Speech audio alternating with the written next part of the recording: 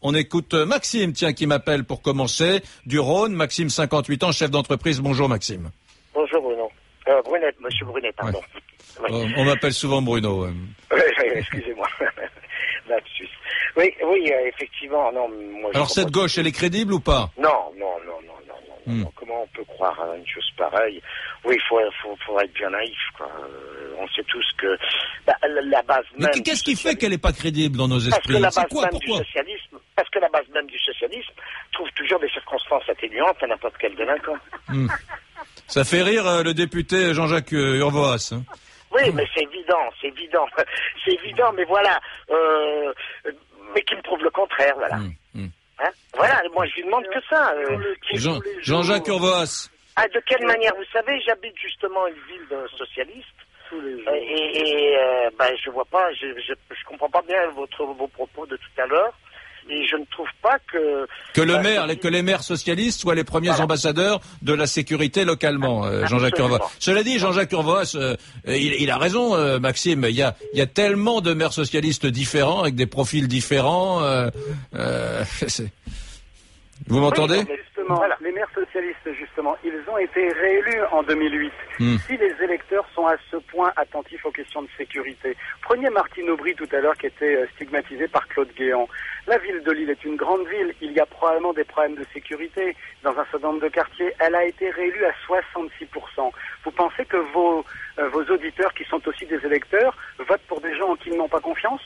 C'est un bon argument, Jean-Jacques Urvoas. Mais merci Maxime. Sébastien des Yvelines, qui est policier dans le département des Yvelines, 32 ans. Bonjour Sébastien.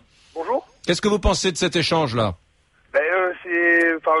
D'ailleurs, bonjour Monsieur Brunet, Monsieur bonjour. le député, et bonjour aux deux délégués syndicaux. Donc je voulais juste dire que je faisais partie, justement, j'étais adhérent au syndicat de Nicolas Comte, mais je suis pas forcément d'accord ni avec l'un ni avec l'autre. Alors bon, je rentre pas dans le discours politicien.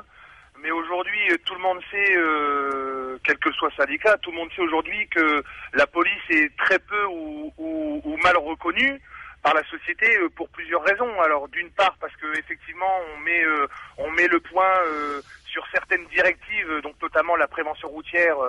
Nicolas Comte et le délégué Béchiza, Monsieur Béchiza, qui est secrétaire national de l'UMP, ancien flic mais qui est politique maintenant. Voilà, et ancien délégué Alliance aussi. Oui, tout à fait, ancien délégué Alliance. Le point est mis sur certains aspects sécuritaires et on sait bien qu'aujourd'hui, pour les élections, on met l'appui sur le point sécuritaire depuis des mois. Je suis un peu tendu, c'est la première fois que je passe à l'antenne. Vous êtes très bien. Et j'ai pas de facilité comme certains députés ou comme certains délégués syndicaux. Ceci dit, aujourd'hui, la police, elle fait ce qu'elle peut. Nicolas Comte pourra répondre à ma place et pourra confirmer ce que je dis. Aujourd'hui, on donne des objectifs à la police, ça c'est un fait, aussi bien sur le routier que sur le délit.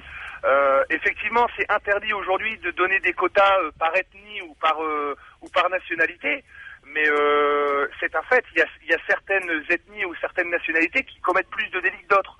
Ça c'est un fait, il faut le dire. Il faut arrêter de se voiler la face. Maintenant, si la police peut pas éradiquer toute la délinquance, c'est parce que dans certains quartiers, elle peut pas rentrer. Donc, je le dis bien haut et fort, dans certains quartiers d'Île-de-France ou certains quartiers des Bouches-du-Rhône, ou d'ailleurs, de toute façon, il y a certains effectifs de police ou certaines unités de police qui ne peuvent plus rentrer.